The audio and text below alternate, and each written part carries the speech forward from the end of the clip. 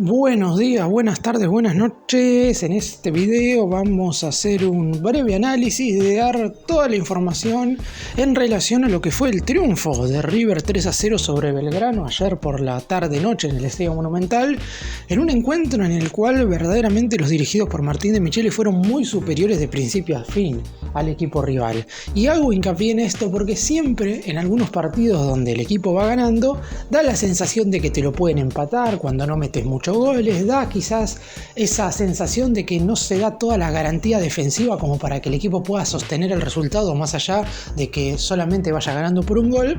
Y ayer con Belgrano por suerte no pasó eso. River iba ganando tan solo por 1-0 hasta el minuto 80 del partido y en ningún momento el conjunto visitante estuvo cerca siquiera de igualar las acciones. River estuvo muy bien defensivamente con algunos jugadores verdaderamente en un rendimiento muy alto. Por suerte igual en los últimos 10 minutos logró convertir dos tantos más para convertir esto en una goleada con 3 goles de diferencia y hacer que River sea puntero absoluto de la liga profesional. Es cierto, van tan solo 2 encuentros, pero por lo pronto 2 victorias en 2 partidos jugados en condición de local con 6 goles a favor y ningún gol en contra es verdaderamente una muy buena sensación a la hora de arrancar este nuevo certamen. Y después vamos a meternos en lo que tiene que ver con un posible refuerzo con el cual hay algunas idas y vueltas teniendo en cuenta algunas declaraciones que se dieron en estas últimas horas. Empecemos. Vamos a comenzar, como hago siempre, dando el uno por uno, haciendo un breve comentario de cada uno de los jugadores que arrancaron ayer el partido como titulares. De Franco Armani, poco que decir, apenas tuvo que esforzarse durante los 90 minutos, un par de pelotas desde abajo saliendo con el pie, algún que otro centro descolgado, pero verdaderamente poco y nada inquietó Belgrano de Córdoba el arco de River. Agustín Santana volvió a ser el lateral derecho por tercer partido consecutivo y verdaderamente dejó unas muy buenas sensaciones. Estuvo incisivo y con proyecciones peligrosas a lo largo de todo el encuentro, un poco más en el primer tiempo que en el segundo, pero por lo pronto estuvo muy correcto a la hora de atacar y no cometió ninguna falla defensiva. Esto para mí es clave porque en definitiva, si bien es cierto que los laterales de River tienen que ser ofensivos y siempre buscar opciones en ataque, también tienen que saber defender. La dupla de centrales estuvo correcta y tampoco sin ningún problema a la hora de defenderse de los pocos ataques del elenco visitante. Siempre Paulo Díaz un poquito mejor que González Pires por el hecho de que el chileno tiene esos toques de elegancia y esa solidez que pocos jugadores no solo del fútbol argentino sino del fútbol sudamericano tienen. Por algo es un jugador de selección, pero aún así tanto Pires como Díaz estuvieron correctos en la zona defensiva. Enzo Díaz volvió a ser titular luego de que Casco jugara los últimos 2 cotejos y verdaderamente quizás fue el más flojo de la defensa, inclusive me atrevería a decir que terminó siendo el jugador más flojo del partido. No porque haya jugado verdaderamente mal, muy lejos está del pobre rendimiento que había tenido por ejemplo en Uruguay cuando jugó contra el Nacional, pero Enzo Díaz no puede volver a ser ese futbolista que en ataque genere problemas en los defensas rivales, ni tampoco puede ser ese jugador sólido al 100% defensivo. Es cierto que no cometió errores, es cierto que no lo exigieron demasiado y por lo pronto no tuvo ningún fallo como para que el rival pudiera acercarse siquiera al arco de River, pero necesitamos que Enzo Díaz vuelva a ser ese lateral izquierdo que cada vez que atacaba preocupaba a los jugadores contrarios.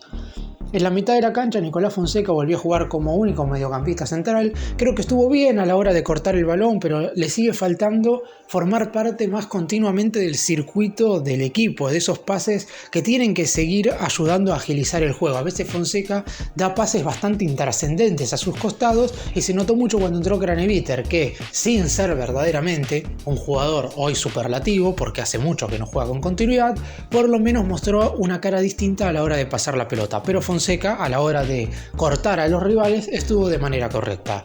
A sus lados jugaron Santiago Simón, quizás con más despliegue que aciertos en ofensiva. Es un futbolista el cual cuando juega cerrado le cuesta muchísimo tener el mismo panorama que cuando juega de volante por derecha, que es su posición natural. Aún así terminó haciendo un correcto partido y formó parte de la gestación para romper el cerco defensivo del rival.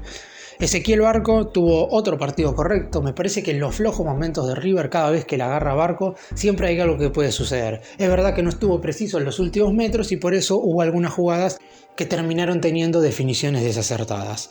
Más suelto jugó Echeverri y le costó sobresalir entre tantas camisetas de Belgrano porque el equipo cordobés jugó de manera muy defensiva, pero verdaderamente aprovechó la situación que tuvo en ese primer tiempo, ya que abrió el marcador con una buena definición de derecha. Quizá le faltó ser más constante, pero las pocas veces en las cuales apareció estuvo bastante correcto.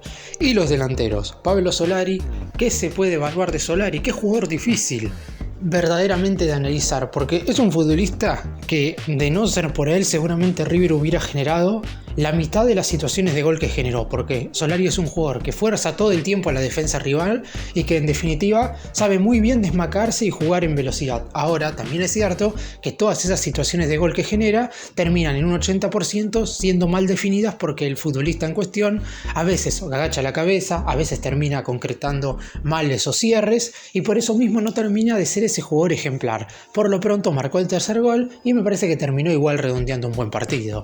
Y Borja jugó de centro delantero.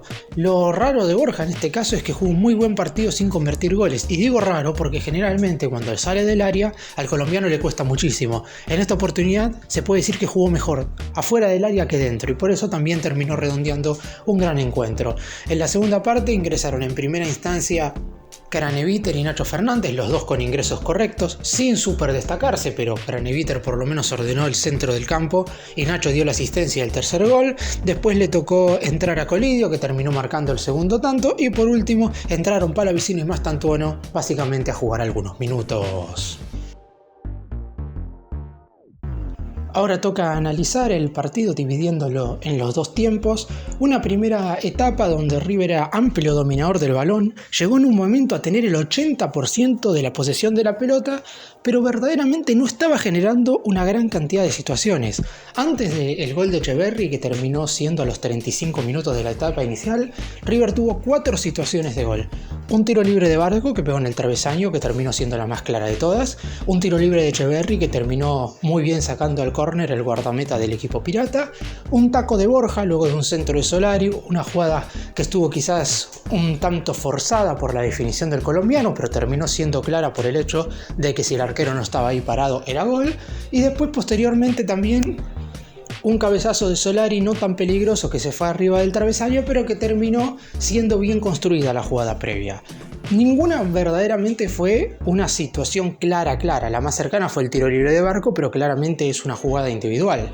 A los 35 minutos llegaría el error en la salida por abajo del conjunto visitante. Solari cortaría la trayectoria del pase en el cual Belgrano estaba intentando salir de su propia área. Este asistiría al Diablito Echeverri, que definiría de derecha sin oposición, básicamente nada para hacer por parte del guardameta cordobés, y River estaba ganando 1-0. Sobre el final del primer tiempo hubo alguna que otra aproximación más, pero en definitiva el 1-0 en ese primer tiempo era un resultado quizás un tanto más lógico por el hecho de lo que había mostrado River, teniendo muchísimo la pelota. En ningún momento Belgrano pudo recuperar rápido para salir de contra, en ningún momento el elenco de Córdoba pudo hacerse con el balón como para por lo menos inquietar a la defensa de River.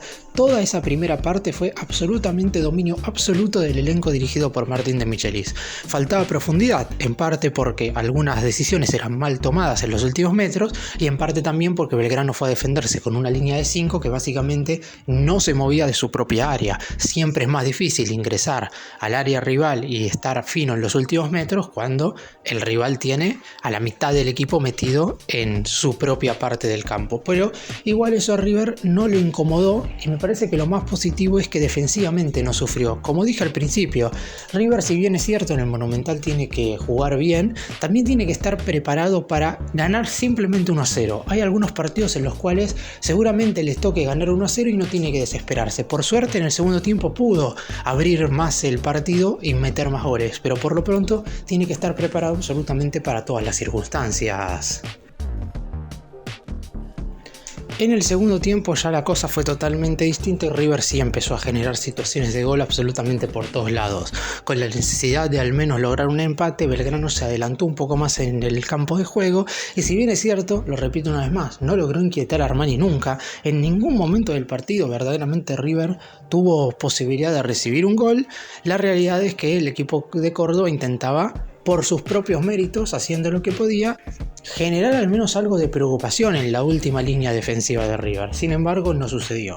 Antes de liquidar el partido, River tuvo un mano a mano de Solari, que tapó muy bien el arquero, una jugada de Echeverri luego de un excelente pase de Borja, que terminó decidiendo mal el Diablito porque era para definir de derecha con el pie abierto y quiso eludir al arquero hacia su pierna zurda, lo adivinó bien el guardameta de Belgrano y le terminó obstruyendo el paso, y después hubo muchísimas aproximaciones de centros que podrían haber terminado en una mejor finalización, pero que lamentablemente River estaba fallando en esos últimos instantes. ¿Qué pasó? De Michelis movió el banco de suplentes, ingresaron Nacho Fernández, Craneviter y Colidio, y el equipo, sin ser una luz, por lo menos fue un poco más claro. Con Colidio se lo vio un poco más movedizo en ataque, Borja ya se lo notaba cansado en esos últimos minutos, y así terminaría llegando el 2-0. Luego de una buena pilada de Echeverri, una buena presión de Colidio, remata, el balón se termina desviando en un jugador del equipo rival y 2-0 sin nada que hacer para el guardameta contrincante. River estiraba la ventaja y a partir de ahí sí fue solo un monólogo.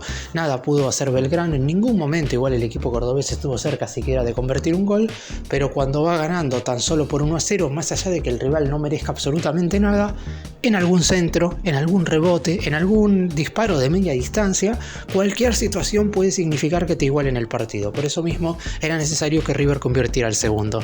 Y después llegaría el tercero. Buena escalada por el costado izquierdo de Nacho Fernández, centro hacia atrás y buena definición de Solari al palo izquierdo del arquero rival. 3-0, un resultado que termina quedando correcto por lo que vimos sobre todo en el segundo tiempo. Una segunda parte donde River mereció verdaderamente estirar cada vez más la ventaja, pero me parece que lo más importante en este partido no es destacar tanto lo que hizo el equipo en términos ofensivos, porque los goles tarde o temprano iban a llegar, sino que es para destacar lo que se hizo en términos defensivos, donde no jugó ni con Villagra ni Aliendro y aún así no sufrió en ningún momento la posibilidad de que Belgrano le convirtiera un gol. Y dejando un poco lo que fue el partido contra Belgrano, me parece apropiado mencionar lo que ha pasado en estas últimas horas en relación a Ubita Fernández. Y alguno se puede preguntar, ¿por qué voy a estar hablando de Ubita Fernández en un video de River?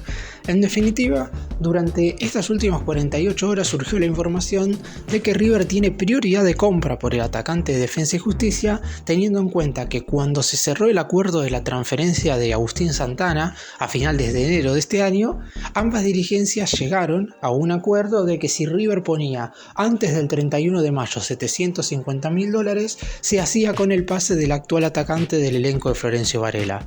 En las últimas horas el presidente de Defensa y Justicia salió a desmentir esto diciendo que la prioridad de compra no existe, que lo único que puede hacer River es igualar una hipotética oferta y en caso de que las dos propuestas estén emparentadas, en ese caso ahí sí River tendría prioridad por sobre algún ofrecimiento del exterior. Sin embargo, desde River dicen que la prioridad de compra existe. Si bien es cierto que hay muy pocas posibilidades de que sea utilizada, porque en definitiva, si bien River está en la búsqueda de un delantero en este mercado de pases, el más grande, necesita una opción más, una variante, una alternativa que pueda ayudarle a ganar la Copa Libertadores en el sector ofensivo. Yo creo que nadie estaría pensando en Ubita Fernández. No porque sea un mal jugador, de hecho, en Defensa y Justicia lleva en los últimos 80 partidos 31 goles y 8 asistencias, es decir, participó en 39 tantos en los últimos 80 encuentros, es decir, un tanto participado cada 2 partidos. Verdaderamente son unos números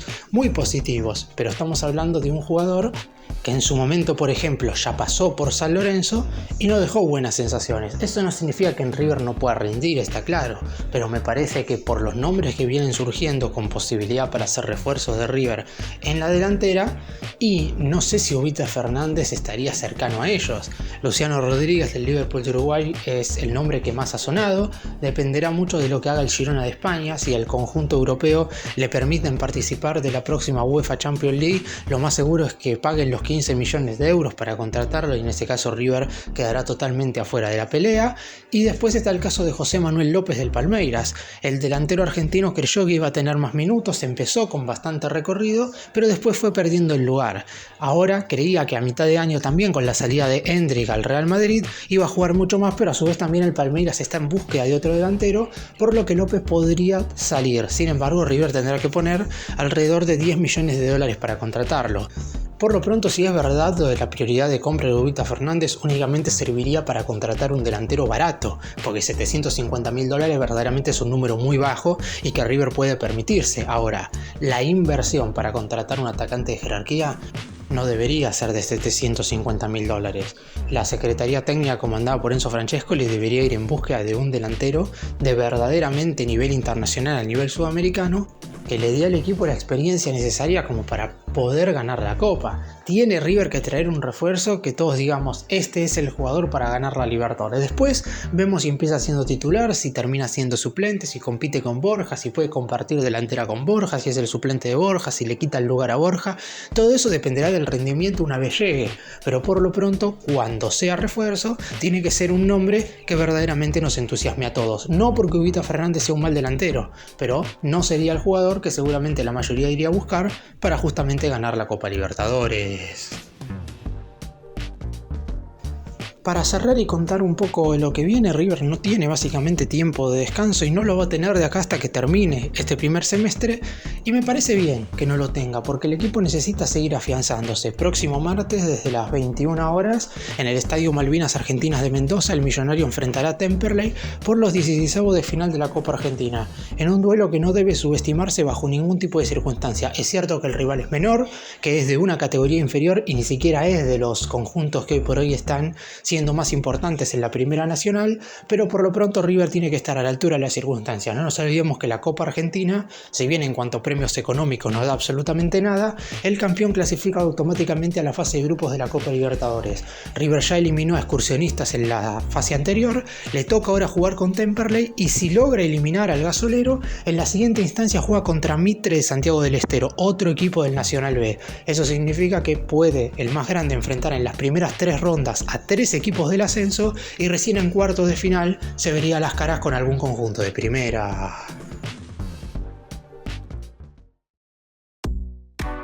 Gracias por mirarnos, suscríbanse, nos vemos en el próximo video.